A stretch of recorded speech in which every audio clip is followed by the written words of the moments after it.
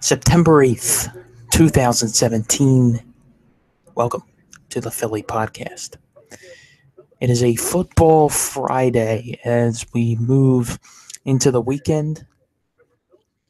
Tomorrow, the numerous college games that will be taking place. We will make our top 25 picks as we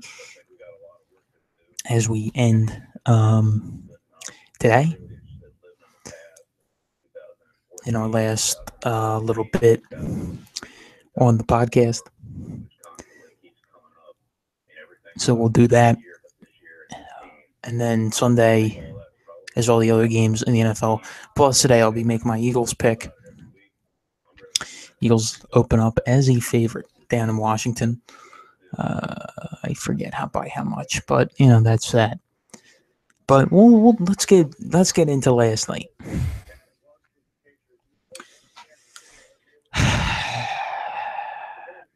Well, I know yesterday, if you flash back 24 hours ago, I said that the Pats would easily handle this game. I said that they had a clear. I don't really know the exact things I said. I don't really remember, but I pretty much said that as long as you have Brady and Belichick, you pretty much are unstoppable. You may lose a game here or there. I mean, who knows? I mean, who really knows what that's going to lead to? But yeah, it was a kind of I don't want to say upsetting, but it was a little bit more embarrassing if you're in New England. I mean, you lost. You're coming off a Super Bowl. You're coming off probably one of the most epic Super Bowl wins of all time in your stadium to open up a season, the very first NFL game of that year, and you're in your stadium. My stadium. About 75% of the stadium is wearing a shirt or is wearing a towel of Roger Goodell with a clown nose on him. And you go out, you pretty much have a pretty good first half. But then you let Kansas City get back in. You didn't put the game. They didn't put the game away while they could. And that was the big thing about last night. And what really kind of shocked me is their defense a little bit. Now they did lose some players. Who did they lose? Ninkovich. They lost a couple guys on the defense side of the ball. But I'd expect a Matt Patricia defense to be a little bit more better in the run style. I mean, you let Kareem Hunt, who fumbled on the very first play, ended up having a really big game. He ended up letting Alex Smith have a very good game. So, I mean, if you're the Patriots right now, I mean, listen, I still think that the Patriots are a very good football team, and you should not mess with them. But they need to change some stuff. They really do. And the fact, I mean, first of all, I got guys. The one guy in my one of my guys with fantasy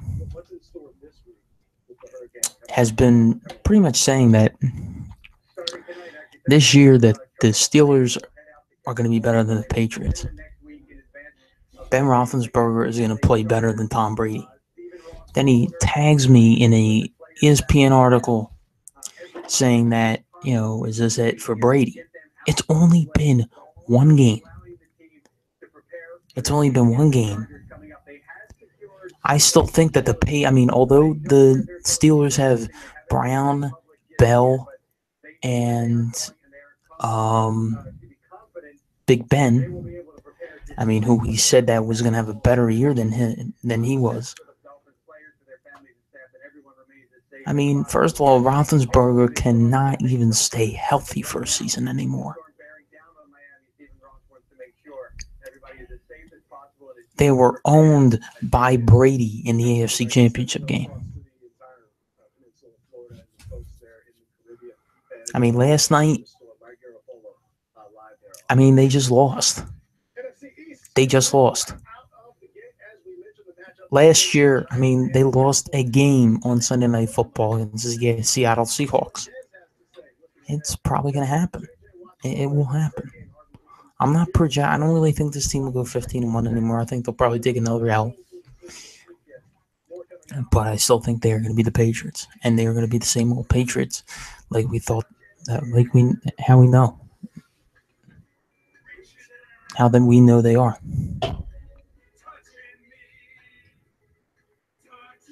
It's one football game. And it's probably not. It's not the worst loss that Belichick and Brady have taken.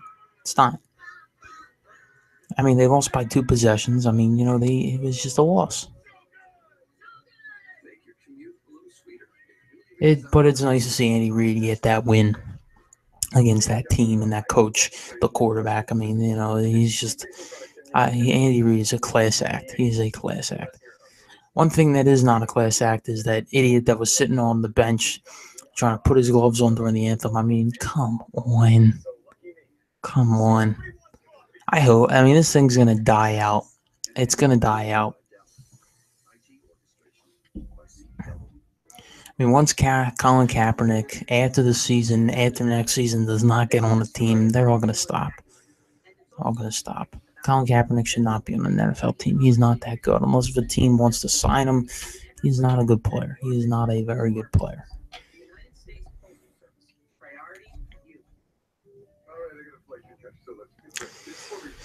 So, Tom Brady. If you compare Tom Brady to Ben Roethlisberger, I take Brady any day. I take Brady any day of the week over that guy. And as of right now, I think Brady's a better quarterback. Brady's more in shape. He's not getting hurt. Ben is very injury prone. He's very injury prone. Ben's he's starting to take a beating. I know he's a bigger guy, but he's starting to wear out a little bit. And yes, he does have 2 very good weapons. Probably the number 1 running back in the league, Le'Veon Bell, and probably one of the number 1 receivers in the league, Antonio Brown. But it's just he's starting to wear down a little bit. And if I were the Steelers, depending on how this season goes, if I were the Steelers, I'd start to think about bringing in some fresh meat at the quarterback position. Depending on how this year goes. Because he's getting up there. And you're going to probably have the homegrown quarterback, just like we're seeing with Kansas City. With Mahomes. Throw him as a backup. Let him learn under Ben, a guy that has won 2 Super Bowls, been in 3, been in many playoff games. See what he's got, and then boom, put him in. But as of right now, I still believe that Steelers are better than the Patriots. I'm sorry. That was the completely wrong thing. As of right now, I still think the Patriots are better than the Steelers. They're just, you got Brady, you got Belichick. They lost 1 game last night, but they're going to probably come back and be pretty good. They're still going to be a good team. You can't mess with that team. You cannot mess with a coach and a quarterback that have won 5 Super Bowls.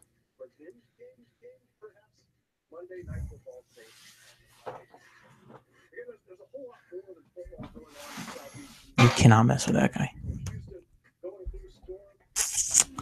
All right, so it's Friday. Phillies lost last night. They lost to Washington. Aaron Nole's been streaking a little bit with his starts. So it's the first time that they played Washington since May. They played them a lot in the beginning of the season. Now they are playing them. Now they're just starting to play them again. So, yeah. That Washington's just trying to, make it. Trying to, they're going to clinch the East. We all know that, but they're just going to try and get there. you look at the playoff races. You got the Yankees and the AL trying to make it to the wild card. They just got the Yankees. Speaking of the Yankees, today they announced that the Rays series is going to be moved to Citi Field. Now, in Tropicana Field, they did. I think it was maybe a week ago. They played a neutral site game. It's weird to see neutral site in Major League Baseball because it's not like football where they play the Super Bowl in a different spot, and the college football that they have a lot of neutral site games, but in baseball, I mean, everyone has their own ballpark. Same thing with NHL, NBA. I mean, you don't. I mean, their championships are game of 7, and then they don't play the World Series in one place. They don't play, it's just weird to see because it doesn't really happen that often. Now, one thing that does happen a lot when there's something going on in that particular stadium, whether it's you have to reschedule a game or move. If like let's say if there's something going on at the stadium or there's a hurricane, there's bad weather, they'll move to the team that the home team's playing, and they'll play in their ballpark, and it'll be their home game. So I remember I went to a Phillies Blue Jays game back in 2010, where there was an international conference going on at the Rogers Center, and they moved the series to the Citizens Bank Park because, and the Blue Jays were the home team. It was just weird to see. It was very weird to see. That's what usually happens, but there's not really a lot of neutral site games. Though probably one of the most common neutral site games. Probably I remember I think in the 90s, the Yankees played a game at Shea Stadium, where the Mets played at the time, because there was some stuff going on at Yankee Stadium. Speaking of Shea Stadium, that housed the Mets, the Yankees, the Jets, and the Giants for 2 years. I think while Giants Stadium was getting constructed, they were doing the renovation. It was this was in the 70s. Giants Stadium was getting constructed, was getting built. Yankee Stadium was going on under some renovations, and the Mets and Jets already played there. So that was, I was reading about that a couple of weeks ago, about how all 4 New York teams played in Shea Stadium, and that field took a beat. That place took a beating then. That was in the 70s, and this is a place that closed in 2008. I think it outlived the vet.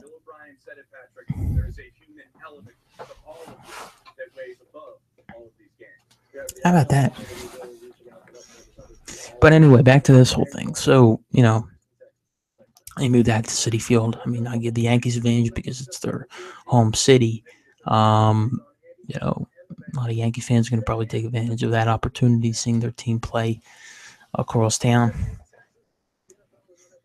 at Citi Field, which is a nice ballpark. It's a very nice ballpark. If you guys ever get the chance to go up there, it's a very nice ballpark. It'd be a perfect time to go if it was in the summer because, not the Mets don't play. You don't have to deal with all the Mets fans. If the Apple will go up if someone hits a home run. That's what I wonder. If the Apple will go up if someone hits a home run. It'll go up like halfway and stop where the Mets logo starts. Should be interesting. I guess it'll be the Rays that will hit the home. They'll pull that through, or maybe the Yankees. That's probably the home team. All right, so here's the MLB standings. We haven't run through these in a little bit. American League East, you got Red Sox with 3.5 game lead over the Yankees. Then you have the Orioles, who pretty much are out of it. Tampa Bay is out of it. Toronto is out of it. Cleveland's on a big winning streak. They are 11 games over Minnesota. They'll probably take that. And then it's Kansas City, Detroit, White Sox. Houston, very good. What's it? They're the best team in the American League. They're 14.5 games over the Angels. then it follows with Texas, Seattle, Oakland.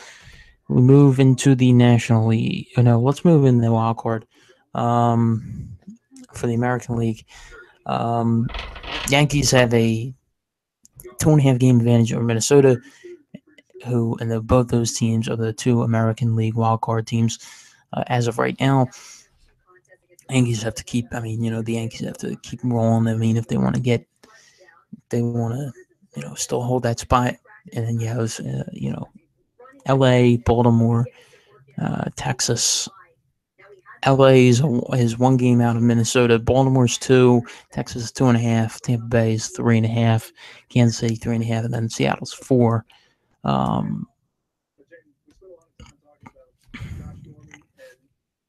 And let's move into the National League. Washington, and they're just taking it. They're just taking over. The East, as we know, they have a 19-game lead over the Marlins,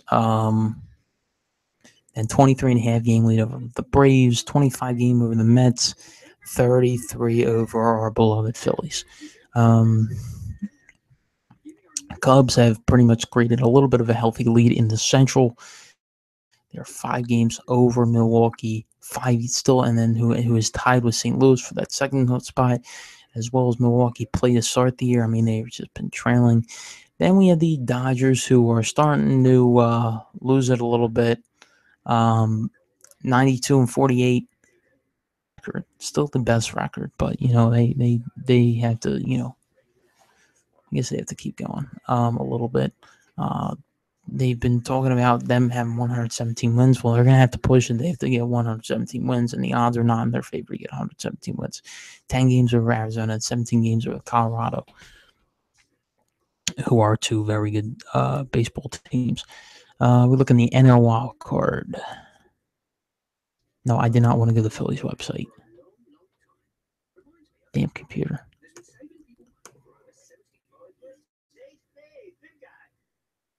NL wild card.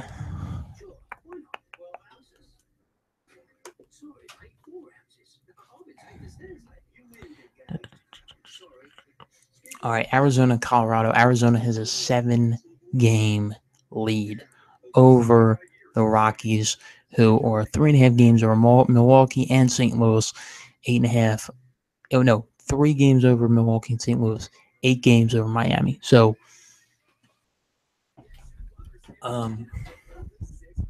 Milwaukee's been trailing a little bit. They are not the team that we saw about a couple month or 2 ago. They're just not that team. They just, I don't know what's going on with them. St. Louis has, found themselves in the mix. Washington really took a big lead. Who else?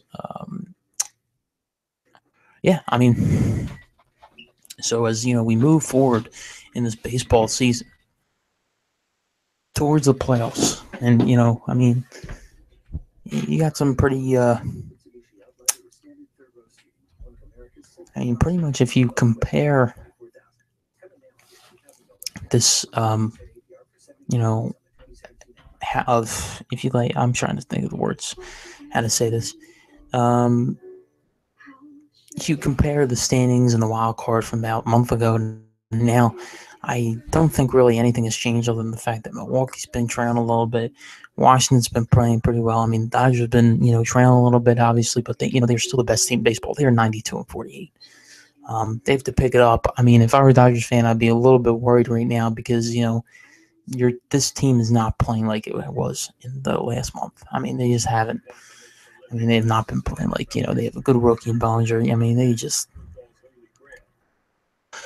have a 92-48 record. They have a 10-game lead. You'd like to see your team get a little bit more momentum as they head towards the playoffs, especially, as they get close to, clinching the playoff spot, clinching a divisional crown, clinching maybe a first seed. As your guys fight for that, and then you're going to want to have to, you're going to probably have to put in some of the minor league players. You're obviously going to have to pitch some of the minor league guys, save some arms. Obviously, as the playoffs move a little bit forward, You want to see your team get momentum because really, I mean, clinch and they get the first round. They first seed. I mean, I'm trying to think. They have a little bit. They have to start. I mean, they have to get something going because they have lost 7 games in a row. 7 games in a row the Dodgers have lost. If you said that about a month ago, 2 months ago, 3 months ago, it would have been nuts because they played so well throughout the summer. They played so well throughout the summer and the spring. So, as we move back into football after that little baseball thing, kind of sad to hear about the whole Dornbos thing.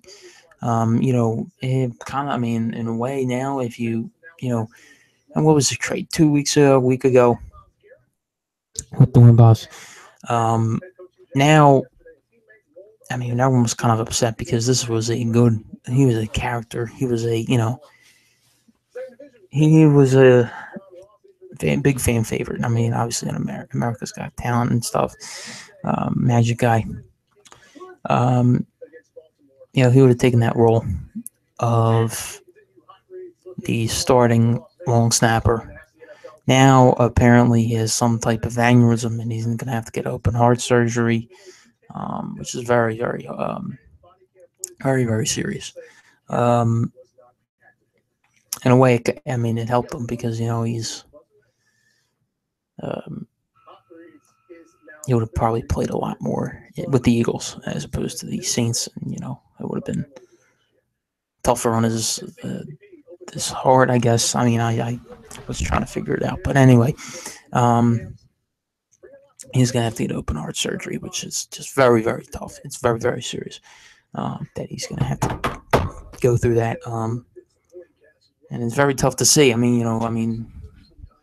Yes, he is getting up in age. Yes, he is, a good long snapper. But, it's tough to see. Very tough to see with Dornbos.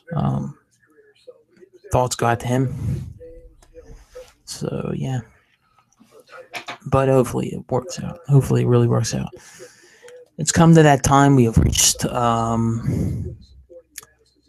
it's 22 minutes right now, so we will talk about some college football. Then we'll talk about the Eagles. Make the college football pick. Make the Eagles pick. Done. So, we'll run through the top 25 games.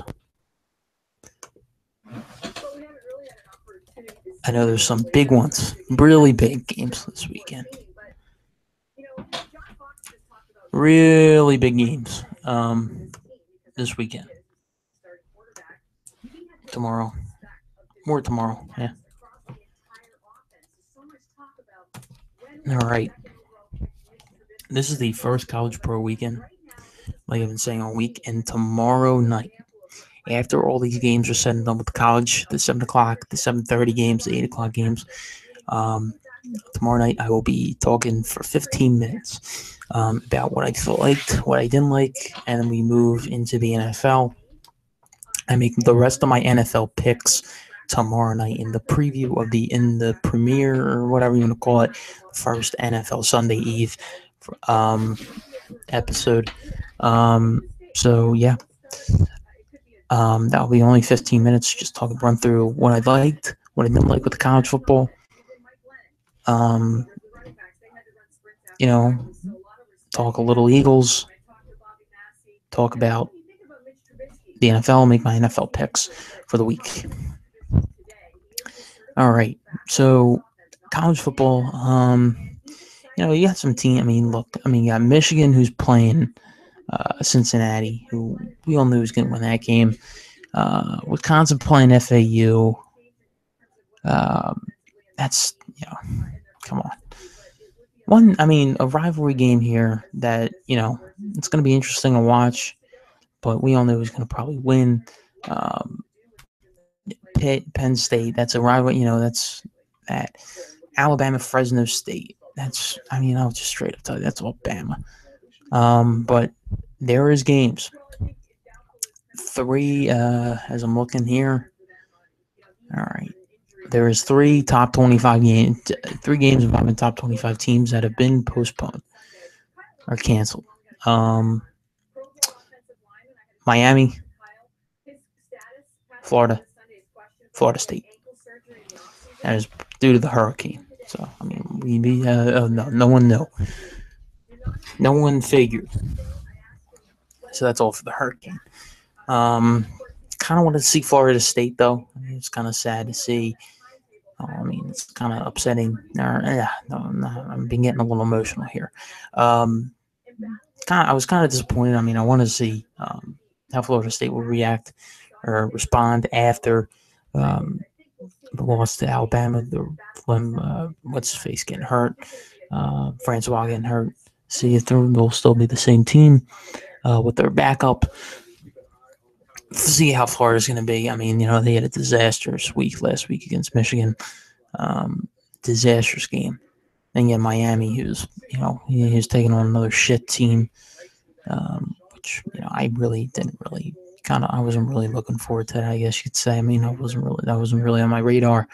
So yeah, those are three games that have been postponed due to Hurricane Irma this weekend.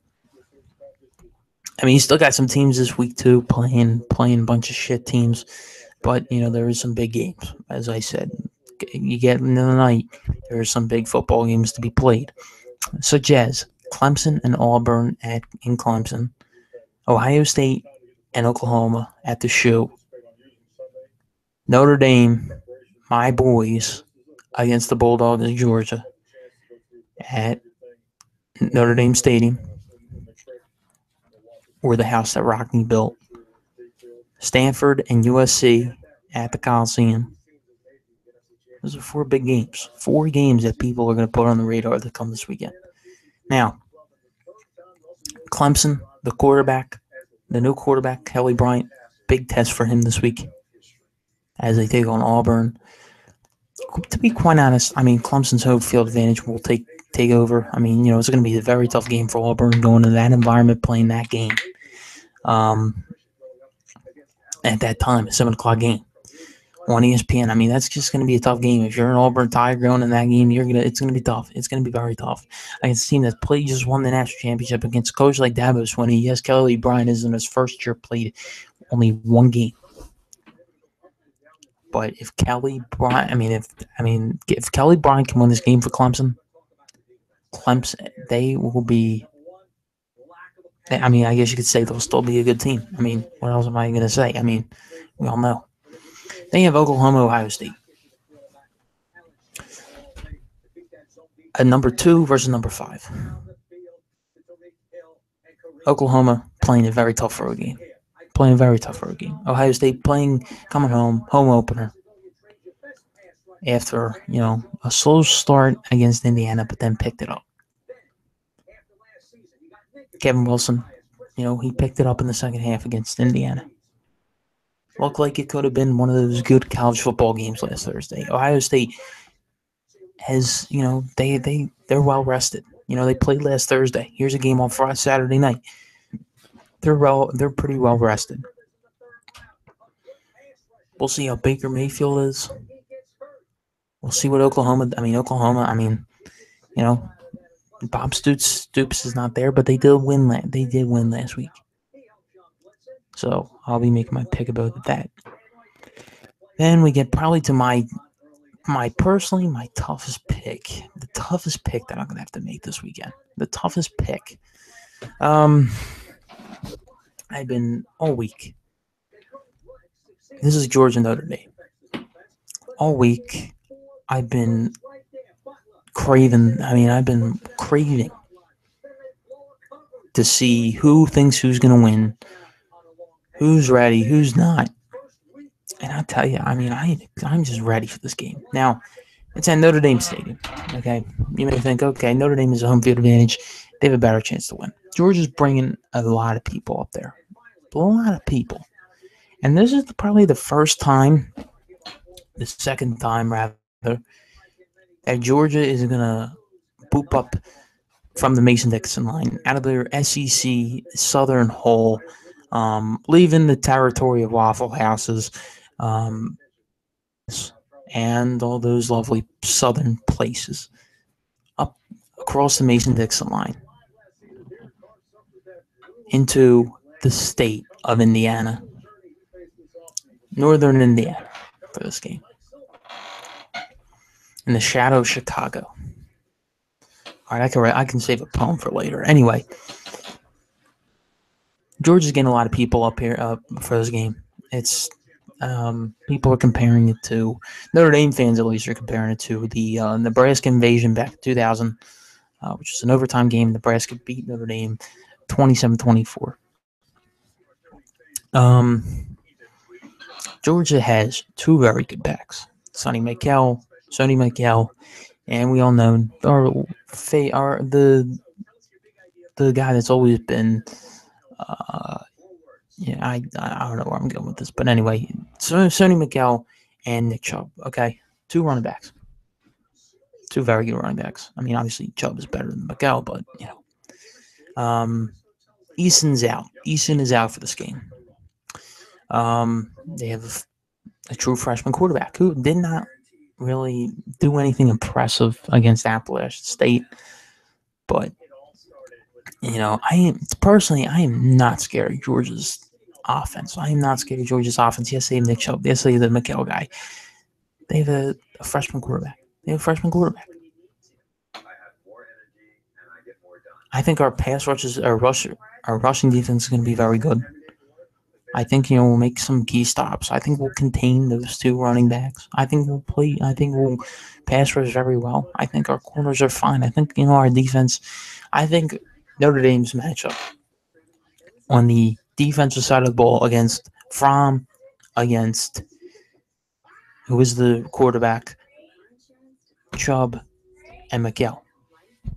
Hold on a second. My mom's calling for my sister. She's loud. So that matchup, I feel more confident in Notre Dame on defense than on offense. Although Notre Dame, and we did put up 400 yards on the ground with Josh Adams and Dexter Williams. We have Equimini St. Brown as a receiver, who I think is going to be very good, and we have Brainwood Bush who's a quarterback. The quarterback, he's a rushing attack. He's very good. Georgia's 10. Oh, Jesus Christ, who's calling me? I'm gonna have to. Oh, my dad. Jesus Christ. All right, I just sent a message to him. With that matchup, Georgia has 10 returning starters on defense. They played a Appalachian State team very tough. They played them very tough. That's a team that's good with the offense, bad with defense. They only held them to 10 garbage time points.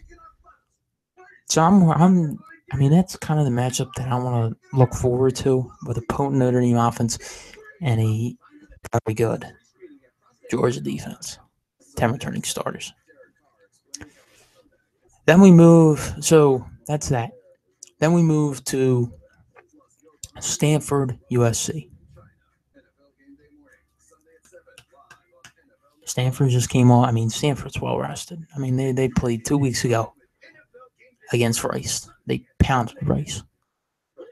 They come back, and they're going to play USC. A very big game. USC trailed a lot last week against Western Michigan.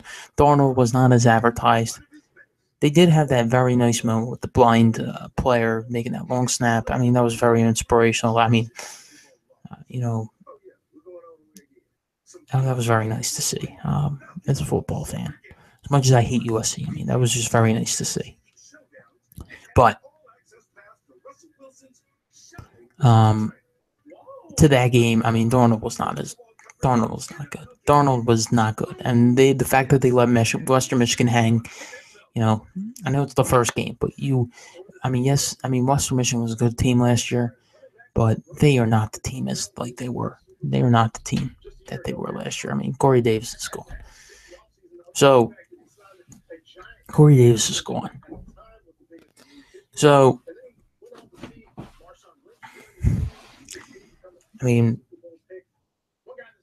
Stanford is a one more well-rested team. USC's, we'll see how that goes. So anyway, I'm going to probably ditch talking about the Eagles. I'll save that for tomorrow night. I'll make my picks right now because we're running low. What am I? 34 minutes. Okay. I'll just might as well make my picks now while I have it up, and then I'll talk a little Eagles, and then I will talk a little Eagles and make that pick. I'll talk a little Eagles. I'm only gonna keep it pretty brief. Oklahoma State, who's ranked 11th against South Alabama. Oklahoma State. That game is tonight. So that's another game that has been postponed. South Florida and UConn. That's another game that's postponed. So okay. Cincinnati, Michigan. FAU, Wisconsin. Louisville, North Carolina. At North Carolina, I got Louisville. Lamar Jackson's just way too good. K-State hosting Charlotte. K-State. Bama, Fresno State. Tied. Penn State, Pitt, Lions. Delaware, Virginia Tech. TCU, Arkansas, TCU. Vol, Tennessee, and Indiana State. I got the Volunteers. Now, we'll go into the bigger ones. LSU and Chattanooga. LSU, Wisconsin, Washington, and Montana. I got Washington and Washington State, and Boise State. I got the Cougars, Washington State in that game. Now we get to the big four games. Auburn and Clemson. I got Clemson. They're at home. They're going to win that game. Oklahoma and Ohio State. Ohio State's going to continue the potent offense, I think. Kevin Wilson's going to come prepared, and I think they're going to win that game. So I got the Buckeyes win at home. Stanford, USC. USC didn't look good last week. Stanford, well rested. I think they're going to win that game. So I got the Cardinal. Now we get to probably the toughest game that I have to pick for this week. My Notre Dame Fighting Irish against the Georgia Bulldogs.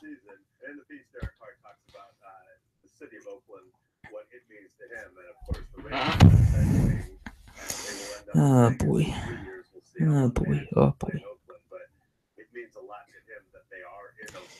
I hate to say it, but I have to pick the Bulldogs in this game.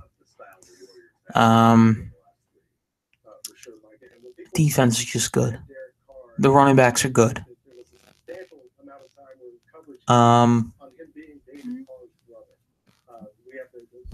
Who knows? I'm just gonna pick the Bulldogs in this game. Safer pick. I don't hope that happens. I really hope that Notre Dame can pull it out. I think they can. I think they have the ability to. But the safer pick is Georgia. Now we move into the Eagles, which will be on Sunday. We all know that. I previewed this game all throughout the week. I have talked about the matchups. I talked about, some of the playmakers. I talked about the defense. I talked about the offensive lines. I talked about all of this.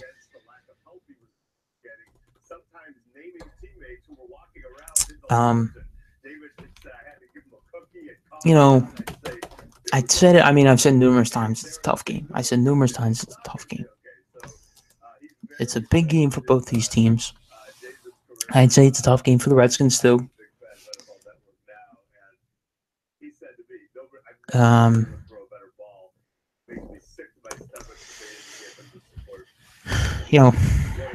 think the Eagles are the favorite. I'm trying to look at the exact number. Okay.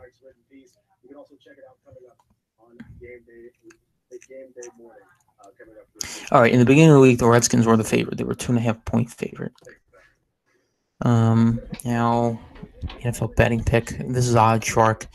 20.7, 19.9 birds. So now I guess you could say the Eagles are the favorite.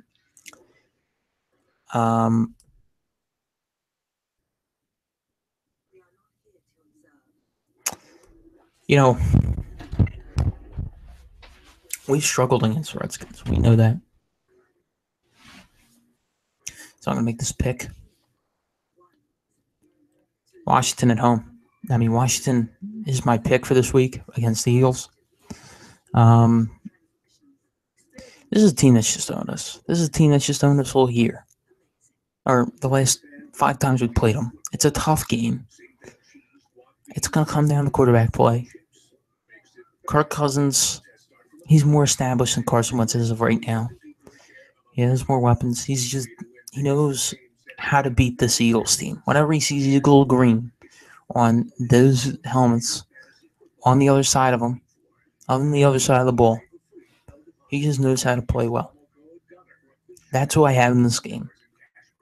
The Redskins will, they just know how to beat us. They just know how to beat us. Jay Gruden knows how to beat us.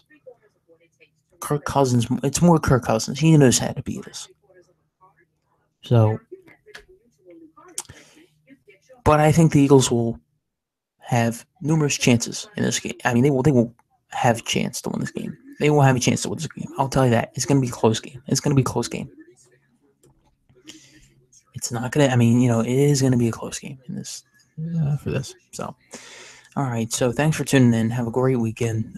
Enjoy the college football tomorrow. Enjoy the great games. And I'll see you tomorrow night after all the college football games have ended, and we will do our NFL Sunday Eve. And, I've said that a bunch of times. So, all right. So.